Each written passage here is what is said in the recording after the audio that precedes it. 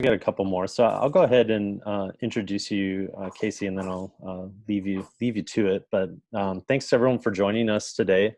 So today we have our guest is Dr. Honniball, and she is joining us from NASA Goddard, where she's a NASA postdoctoral fellow as part of the NASA postdoctoral program. And she did her PhD at University of Hawaii, Manoa, and that's where actually she did a lot of infrared spectroscopy based on Earth and Moon, and with the volatiles there. And so you might remember Casey was in the news recently, her Nature Astronomy paper, basically confirming water molecules on the sunlit side of our moon. This is a part of the SOFIA instrument. And so today she's going to be talking about lunar volatiles or lunar water again here, and presenting some of the IRTF data, I believe. And so with that, I will turn it over to you, Casey. Thank you so much for joining us. All right, great. Thank you so much for having me today. So yeah, for this talk, I'm going to focus on results from actually two new Earth-based data sets that investigate lunar water. So the first part of the talk will be talking about investigating diurnal variations of lunar hydration using the NASA Infrared Telescope facility on Mauna Kea in Hawaii. And the second part is going to be on the search for molecular water on the moon using the Stratospheric Observatory for Infrared Astronomy, SOFIA. So to start with some background, samples returned by Apollo and Luna have been extensively studied for the past 50 years. And one of the major conclusions from the studies is that the samples are highly depleted in volatile elements. This plot on top shows this volatile depletion, including down to hydrogen. However, some special samples like apatites and pyroclastic deposits show high water contents. This plot on bottom by Sol shows the profile of a glass bead from a pyroclastic deposit on the moon, and it shows the profile from core to rim. The core of the bead shows high water content than the rim does. And this is consistent with water diffusing out of the glass bead during an eruption. So these samples, however, are not representative of the bulk moon and instead represent more localized anomalies. The most common rock type on the lunar surface is anorthosite, and HUI measures only 6 ppm of water present in these samples. This leads to the belief that most of the lunar surface is actually anhydrous. So that's why in 2009, when 3 spacecraft reported the detection of a hydration feature on the lunar surface, it came as quite a shock to the lunar community. The observations detected the observatories detected a 3-micron absorption feature across the lunar surface. And this 3-micron band is attributed to hydroxyl and/or molecular water. The band is most easily seen in deep impact data here in the middle, where it kind of looks like a check mark. So this detection was unexpected. However, it is possible it could have been predicted. In 1966, Zeller conducted lab experiments where they bombarded silicate glasses with energetic photons and found that the interaction created hydroxyl. They theorized that solar wind interaction with the lunar surface would have the same effect, and therefore hydroxyl should be present on the moon. Later, Housley theorized that the formation of abundant nanophase iron in lunar grains is caused by solar wind hydrogen producing water. Recently, experiments have shown that recombinant desorption can convert 2 hydroxyls to water. However, at lunar temperatures, this process is likely to be inefficient at creating water. But if you add in micrometeorite impacts, which introduce high temperatures during the impact, recombinant desorption becomes efficient at converting hydroxyl to water. This idea is supported by LADEE observations of spikes of exospheric water during meteorite showers. So the reflectance spectra from spacecraft reveal variations within the 3-micron band depth as a function of lunar time of day. Sunshine shows this weak 3-micron band at the equator, shown by the green, at local noon, while the morning and evening terminators have stronger bands, shown by these 2. Now, they suggest that this variation could be due to molecular water migrating across the lunar surface. However, Tucker and Farrell suggest that the variation could be due to hydrogen diffusing through the lunar grains, temporarily binding with oxygen to form hydroxyl. This process would be strongly temperature dependent. At 3 microns, however, the band depth is not necessarily always related to abundance. Another possibility is that the variation is instead due to the emission infilling the 3 micron band. The plot on the left shows both the thermal emission and the reflected component overlapping in the 3 micron region. And so at 3 microns, it is a mixture of these two components. Now, removal of thermal emission is important for interpreting the 3 micron spectral band. And a major issue with the Chandrayaan-1 Moon Mineralogy Mapper data is that it ends at 3 microns, and that cutoff is right in the center of the absorption feature, and before the thermal component can dominate the spectrum at longer wavelengths. This plot in the center demonstrates the effect of thermal emission, with the red spectrum being from a high latitude region and therefore having lower temperatures. And so the black spectrum is at a low latitude with high temperature, and the thermal emission you can see as dominating at these longer wavelengths. But it does have some effect at these lower wavelengths as well. So the 3 micron cutoff of the M-cube data make modeling and removing the thermal component difficult and a bit ambiguous. Accurate removal of this thermal emission is greatly improved by observations at these longer wavelengths that can strongly constrain the thermal models. Now, this last plot demonstrates a thermally corrected IRTF spectrum where the longer wavelengths indicate whether or not we are removing the thermal emission well, because they must make sense spectrally after the removal. So now there are 3 independent groups that do not agree on whether or not there really is a variation in the 3 micron band observed with M-cube. Lee and Millikan report strong diurnal variations at low latitudes, symmetric trends between the morning and evening, and little diurnal variation at high latitudes. Wooler and Grumpe report no diurnal variation at low latitude, but strong variation at mid to high latitudes, and a symmetric variation between morning and evening. And lastly, Banfield reports no variation at all, and instead claims that the 3 micron band is always present. Each of these studies uses M-cube data, but applies similar but very subtly different thermal models. So current spacecraft data are limited and do not fully address the diurnal variation issue. This is mainly due to the limited spectral range and spatial and temporal coverage. One of the most important aspects for characterizing variations in the 3 micron band is the removal of thermal emission from the reflectance component. In order to accurately do this, we need wavelengths beyond 3 microns. And so this plot on the left is showing the spectral range of the 3 spacecraft as well as the IRTF telescope. And you can see that Cassini, Deep Impact, and the IRTF cover the 3 micron band completely in spectral resolution, in spectral range. But we see that M-cube cuts off at 3 microns right in the center of the 3 micron band, which can be seen here in this water-bearing glass.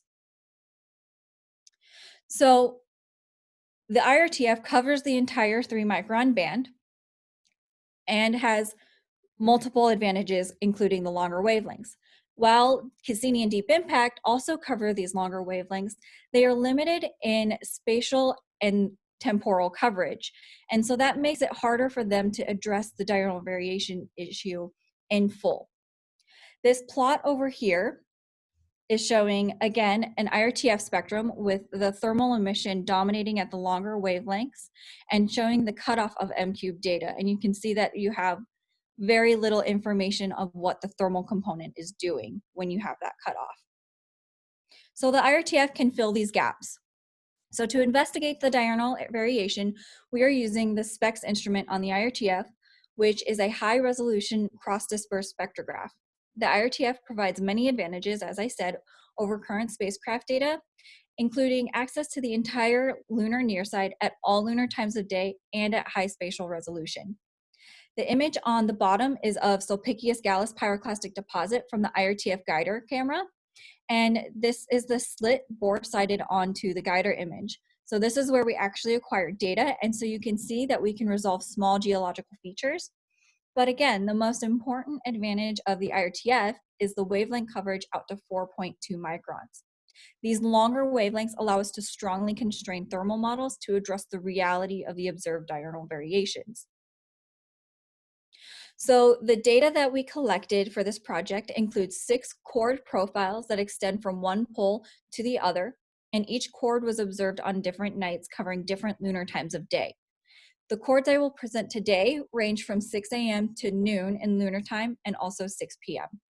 An additional 5 chords have also been observed with the IRTF covering the afternoon times and will be processed soon. So the next couple of slides are on processing IRTF data, so bear with me for a little bit. The first step is to calibrate the data. When we collect data from the IRTF, an individual raw frame of spectral data looks like this image here, where the stripes represent different orders of a grating that have been dispersed by a prism. Each order covers a different wavelength range, but 2 adjacent orders overlap in wavelengths at the ends. So calibration of the data includes the 5 steps listed here and is all done using a standard software called Spex tool. After the data has been calibrated, it needs to be corrected for sky and atmospheric extinctions. These corrections require additional observations of clean sky adjacent to the moon and of a star that has similar spectral properties to the sun, called a solar analog star. The plot on the top left shows the calibrated but uncorrected lunar spectrum with the different orders seen as different humps with overlapping wavelengths. The right top plot is of the sky emission, and the bottom is the solar analog star. So the atmospheric correction and sky corrections are all done by taking the lunar data minus the sky, all divided by the solar analog star. And this results in a spectrum of the moon as shown here, where the orders are no longer discernible. So after the first round of processing, we noticed that the extinction correction of the atmosphere was not behaving very well in bands that should be completely opaque due to Earth's atmosphere. So this image on the left is of the raw data from Spex instrument of the moon. If we stretch the contrast of this image shown here in the center, we see that between orders, the stripes, between the orders or the stripes, there is an excess signal causing the data in the opaque 3 micron region to sit on a pedestal as shown here in this plot. This is due to stray light within the Spex instrument and is usually removed by chopping off of the moon during observations. But because our observations are of the moon, which is a highly extended object, and due to the scanning and mapping methods we use, chopping is not done, so we need to remove the stray light in another way.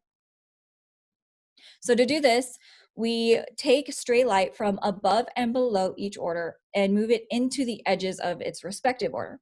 This image on top is showing the stray light that we select and move, and this bottom image on the left shows the red represents where we move the stray light into each order. This process is done to raw data and then is run through Spex tool, and the stray light is background subtracted out during the calibration processes. The edges of the orders are low signal, and so we don't lose any useful data by moving the stray light into the orders. So the plots on the right here show the results of the stray light removal. The plot on top is the spectrum after it's gone through Spex tool with and without stray light correction. On the bottom is the moon minus sky spectrum with and without stray light. So if we focus on this bottom plot, we can see that the black spectrum sits on a pedestal with a mean above 0. However, the red spectrum that has been stray light corrected now sits with a mean of 0, which is telling us that we are doing the correct atmospheric and sky emission correction and that the stray light removal is working. All right, so once the stray light was corrected, we proceeded to thermal modeling. As mentioned before, lunar spectra are heavily affected by thermal emission longward of 2.5 microns. So this plot on top shows a spectrum from the IRTF, where the thermal emission is again dominating at these longer wavelengths. To investigate the variation of the 3 micron band, we need to remove this thermal component. And so to do this, we follow methods used for asteroid thermal removal, which I'll describe on the following slides. This plot on the bottom is an example of thermal removal of a main belt asteroid observed by the IRTF. And to kind of orient you to the data, what we are looking for in the data to show the presence of a 3 micron band is a discontinuity between 2.5 and 2.9 microns. It is a step down that we are looking for to indicate the presence of what I call total water. And total water is the sum of hydroxyl plus water. So to start the thermal removal, we first need to remove a continuum because the lunar spectra have a red slope due to space weathering. The plot on top shows the linear continuum in red that we use to remove this red slope. And the blue spectrum is the resultant continuum removed spectrum. Next, we calculate the amount of thermal emission measured in the spectrum, termed thermal excess. The methodology for calculating thermal excess is taking the reflected component of the target plus the thermal component divided by the reflected, all minus 1. So for us, this top term is just the lunar spectrum because it already combines the reflected and thermal component. And then the bottom term is just the continuum. So the thermal excess that we measure is an example is provided here on this bottom plot. The next step is to model this thermal excess. This is accomplished by using this crazy equation here where R is the multispectral imager reflectance, L is the solar radiance, and T is a rough surface thermal model. Now we use a rough surface thermal model because we want to account for the multiple temperatures that we observe in the field of view of the IRTF. We create a large lookup table of many modeled thermal excesses and then find the model that best fits the data. So this top plot shows an example of the measured thermal excess from the IRTF and of a lunar spectrum. And the green is the modeled thermal excess that best fits the data. This model is then subtracted from the original lunar spectrum to get a purely reflectance spectrum like this shown on the bottom. Now, the major advantage of the IRTF, again, is the longer wavelengths that strongly constrain these thermal models. Here, I'm now showing models that are off by plus or minus 5 Kelvin. And you can see that they no longer lie on top of the data at longer wavelengths. And if we look at the reflectance spectra, we can see that these models are either over or under correcting the spectrum. Now, this is an example of a low temperature site where there is a strong 3 micron band indicated by the step down between 2.5 and 2.9 microns, and the thermal is not as strong as it would be at a high temperature site. At the 3 micron band, the removal of thermal emission that is 5 or 10 Kelvin off doesn't seem to affect the strength of the band much. However, here is an example of a high temperature site with high thermal emission. Now, the thermal models that are off by 5 or 10 Kelvin, they all look very similar at 2.5 to 3 microns, as shown by right here in this left plot. And again, here's the cutoff of MQ. Without these longer wavelengths, MQ cannot constrain thermal models very well. And if the incorrect thermal model is applied to a high temperature site, it can create or remove a 3 micron band as shown here in this plot on the right, where the blue up here looks like there might not be any 3 micron band, but the blue on the bottom looks like there's a really strong 3 micron band. So these are examples of why the longer wavelengths of the IRTF are so important. All right, once we have a purely reflectance spectrum, we can find the abundance of total water the spectrum is reporting. The first step is to convert reflectance to single scattering albedo using HAPI 2001. Then we calculate the effective single particle absorption thickness, SPAT, from single scattering albedo. SPAT is a parameter that is linearly proportional to water abundance, and this plot up here is showing a spectrum of SPAT. The relation between SPAT and the abundance of water is found from water-bearing glasses with known water concentration and is shown in this bottom plot here. So to measure the amount of total water present in each spectrum, we take an average of the SBAT between 2.9 and 3 microns, and we use that value to calculate the abundance via this equation here at the bottom. For this specific spectrum, we found an abundance of about 180 ppm of total water.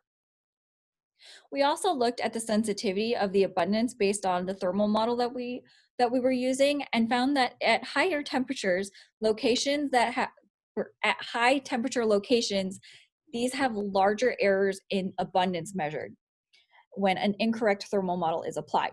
So for example, a high temperature site, if a thermal model was off by 5 Kelvin, for example, the abundance could be off by 175 ppm, while at a low temperature site, on the other hand, it could only be off by 56 ppm. Okay, now for the good stuff, some results. So this plot is showing the abundance measured from each pole-to-pole cord observed at their different lunar times of day. The size of the point is proportional to the abundance of water, with the hollow circles representing approximately 0 ppm. So the first and easiest trend to see with the plot is a strong variation of total water along each cord, where there's an increasing abundance with increasing latitude. Now, diurnal variations are seen by looking across the x-axis, or lunar time of day, but at a constant latitude. And what we find is that there are weak diurnal variations at low latitudes, but stronger diurnal variations at mid to high latitudes. Now, there is also a trend, an asymmetric trend about the equator, with higher abundances being in the south. And this is possibly due to composition, because we observed more mare at northern latitudes. But the effects of composition are expected to be small compared to temperature. So these next 3 plots are showing the same results, but in a different view. So the first plot shows the 6 pole-to-pole cords as different colors. The colors represent hours from local noon, or temperature, with red being the hottest and purple being the coldest. This plot is abundance versus latitude, and the bowl shape trend that we see in all cords shows that there are higher abundances at higher latitudes. The middle plot is now the abundance versus lunar time of day, with the colors representing latitude, and higher latitudes are represented as darker colors. So this shows the diurnal variation very nicely, with a sharp drop from 7 to 8 a.m. lunar time, and then a rise again at 5 p.m. Once the afternoon observations have been processed, we should be able to see the trend on when the lunar hydration, or total water, returns to its seemingly same abundance as in the morning. So this last plot is actually a very new result that I came to a couple days ago, actually.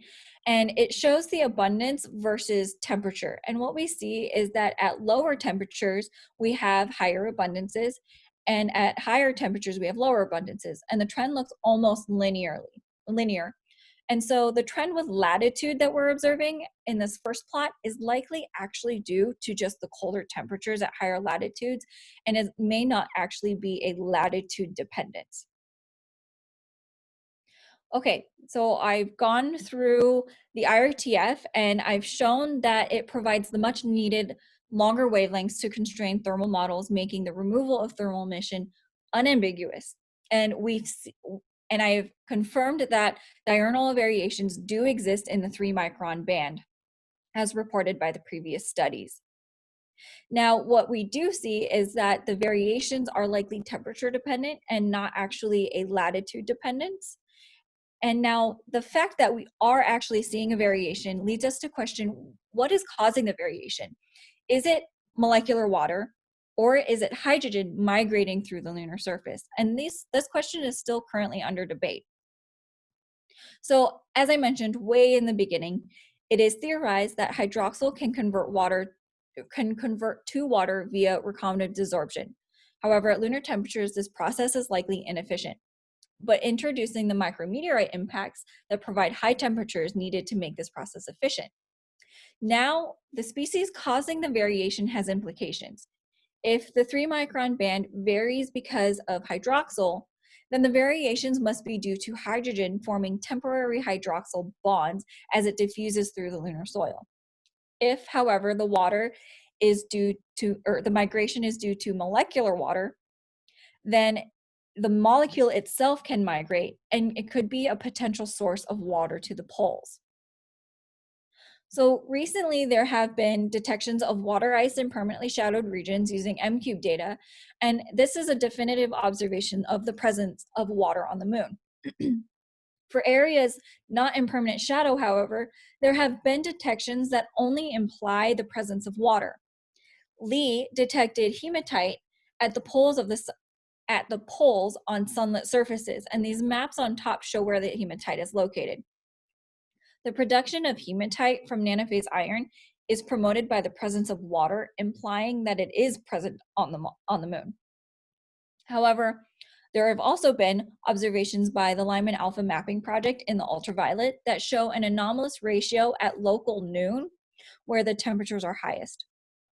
Hendricks explains this ratio by assuming that adsorbed water spectrally behaves like water ice. If this is true, the ratio that they see is consistent with less than 1% monolayer of water on the lunar surface. However, there is no lab data to support their claim, and it is possible that hydroxyl is responsible for this UV ratio band variation. Now, reflectance spectra at 3 microns cannot distinguish between hydroxyl and water. This is because at 3 microns, the band is created from the asymmetric and symmetric stretch of the OH bond, which both hydroxyl and molecular water have. Further complicating it is that hydroxyl attached to metal cations can mimic molecular water spectrally. Currently, there are no methods capable of separating the hydroxyl from molecular water at 3 microns. Water, however, has another fundamental vibration occurring at 6 microns that is explicitly due to molecular water without contamination from hydroxyl. This feature is shown in this plot, and you can see that it's strong and narrow, and it is very well suited to detect lunar water. Now, this method is new to lunar science, but is not new for detecting water in thin section and has been used since 1962.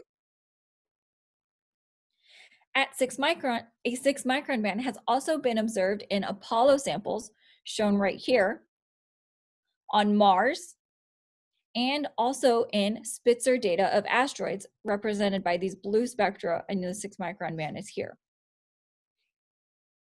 So observations of the moon at 6 microns is not possible from the ground, as the atmosphere is completely opaque, as you can see by this blue transmission spectrum from Maunakea, where 6 microns, there's just no signal available to measure. And currently, there are no existing or planned lunar spacecraft capable of making such an observation.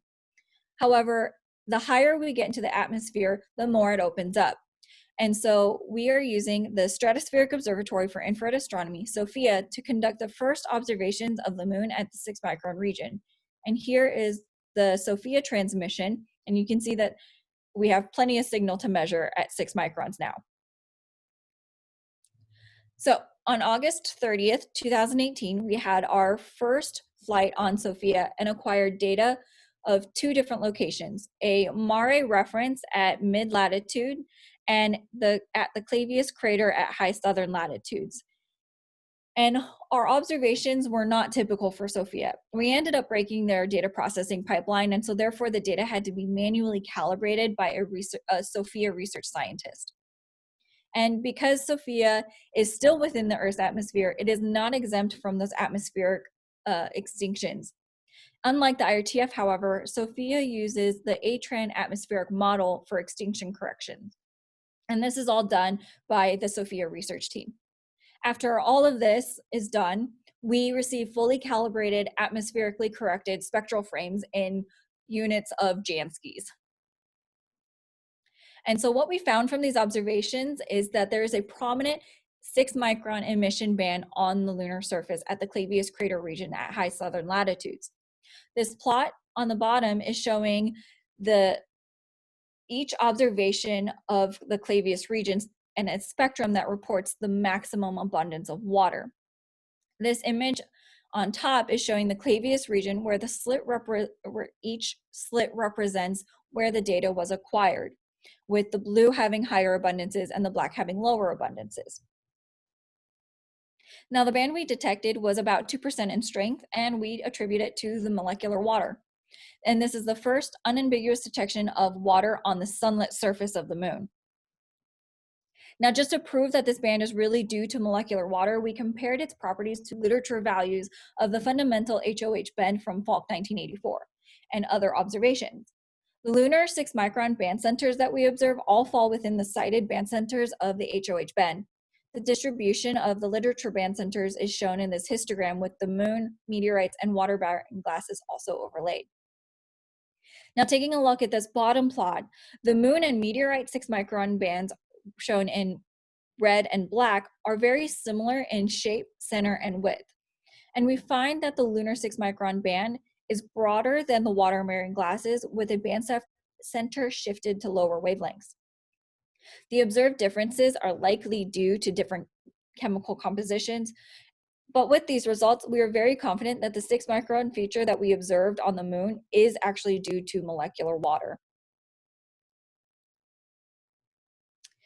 So the next step was to convert emission to reflectance via Kirchhoff's law and calculate the abundance. The strength of the 6-micron band correlates to the absolute water content and is commonly used to measure water in thin section. So we are using the strength of the band at 6 microns to estimate the abundance of water in remote sensing data, which hasn't been done before. So we're using the same water-bearing glasses that we did to find the 3-micron abundances to derive an empirical relationship between the band depth at 6 microns to the abundance of water. So this plot up here is showing the full spectrum of the water-bearing glasses, and then the middle shows zoomed in on the 6-micron band, and the relation that we use between band depth and abundance of water is shown in the bottom plot. So we estimate that there is about 100 to 400 parts per million of water in the Clavius crater region with a mean of about 250 ppm. The histogram is showing the abundance of total of water for each spectrum in the Clavius region. And the plot over here is actually showing the abundance of water as a function of latitude with SOFIA data in black. We compared our abundances of water to abundances of total water measured from the 3-micron band from M-cube data. The abundance we measured with SOFIA all fall within 1 sigma of the abundances measured by M-cube, but the M-cube also depends on local temperature, and in this comparison, we did not control for that. So the trend with latitude that we observed with SOFIA is not what we expected. We expected the abundances to increase with latitude, similar to the M-cube data. However, the trend we are observing is likely due to part of the SOFIA data passing over Tycho crater ejecta. And so we think that the trend is actually localized and not a global phenomenon. So lastly, we wanted to know where the water is stored on the lunar surface. And there are a few places the water can be. 2 of the locations are chemisorbed onto grain surfaces or sequestered inside impact glasses. At the latitude and temperature of our 6-micron observations, models show that only 3 ppm of water is available for chemisorption on grains. 3 ppm is much smaller than our 100 to 400 ppm that we estimate from SOFIA. This implies that all the water we observe is actually stored within impact glasses, giving abundances ranging from 300 to 1300 ppm. These results are consistent with water being produced from pre-existing hydroxyl during a micrometeorite impact. So the next step now is to simply observe more, a lot more. Currently, we have been awarded 2 hours of observing time on SOFIA, and we are anticipating these observations being conducted in the summer. We have also been awarded 20 hours of observing time to map the South Polar region in support of the Viper mission and to show that we are capable of creating maps of the moon.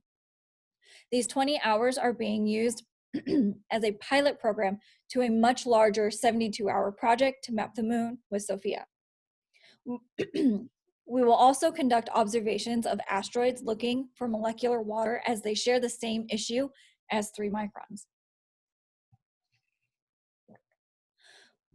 With the IRTF, we've also been awarded 40 hours additional time to coincide with SOFIA observation. And so this will allow us to fully understand how hydroxyl and water behave separately. So when we finally get the chance to observe again on SOFIA, we will make maps of the moon at different lunar phases to understand how water moves across the moon. And that can tell us about the source and retention of water. We'll make maps of polar regions to support the Viper mission, and maps of volcanic features like pyroclastic deposits, silicic domes, and also crater central peaks that may be concentrating water and have rare minerals. So with additional observations of the moon at 3 and 6 microns using the IRTF and SOFIA, we will begin to characterize lunar water and work towards understanding the lunar water cycle. We want to understand the source of water, how it moves across the lunar surface, if it does at all, and the locations where water may be concentrated. So there is still a lot of work that needs to be done, and these observations are just the beginning. Thank you.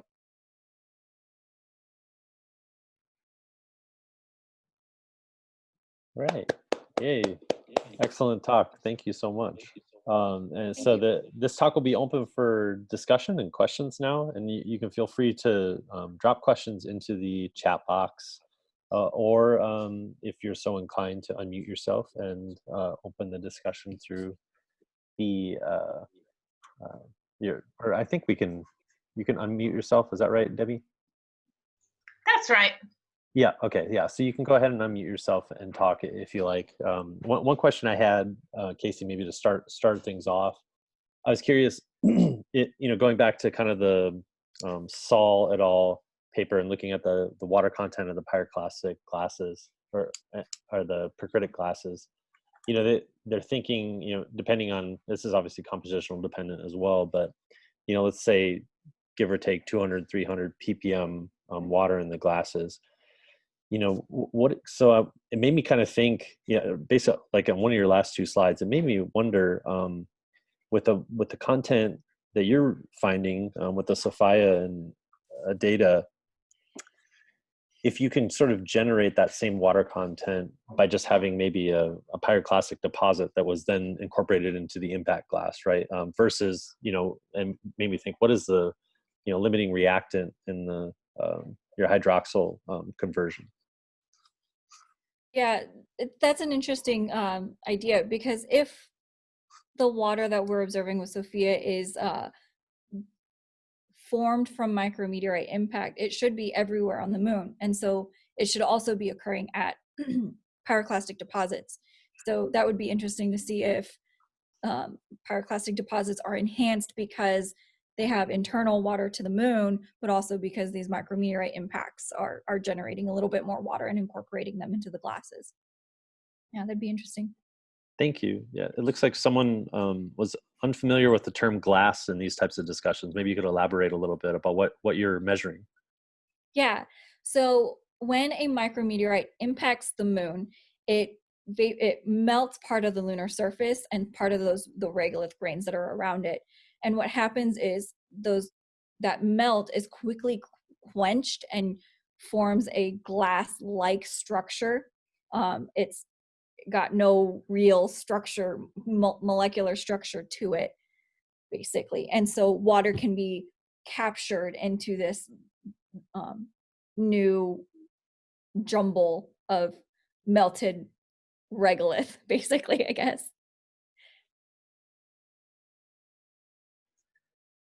They are fascinated. Thank you. Do we have any other questions, or anyone want to jump in? I have a question real quick. I know you mentioned it was a pretty recent plot, the total water versus temperature, but I was wondering if you had separated that out as Highland and Mare to see if there's a trend between them. Yeah, so let me go back to that one a little bit. Somewhere over here. Yeah, so this is very, very new result. We had always thought that temperature is the controlling factor. Latitude is just a side effect, and time of day is a side effect of the temperature changing. But the composition is a different thing, right? If, like in this plot, if we separated Highland and Mare, would we see a difference? I'm not sure. That's a good question, and we will definitely be exploring whether or not the composition has an effect on that as well. It's believed that the mare is less hydrated than Highland in general, though, so we should see something similar to that. Thank you. Another question came in. Can you expand on what your results tell us about the diurnal lunar day/night cycles? Yeah, so right now with the 3 micron observations measuring total water, it's telling us that these diurnal variations, one, they're real. They're not an effect of thermal infill like previously speculated. But it could tell us that there is a source of some kind of hydration to the lunar poles. With more observations with SOFIA, we'll be able to tell if what that source of would be, if it's hydrogen being the one that's migrating, or if molecular water itself is migrating.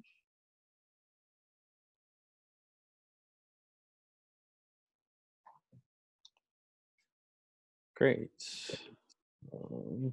Checking the chat. Do we have any other questions?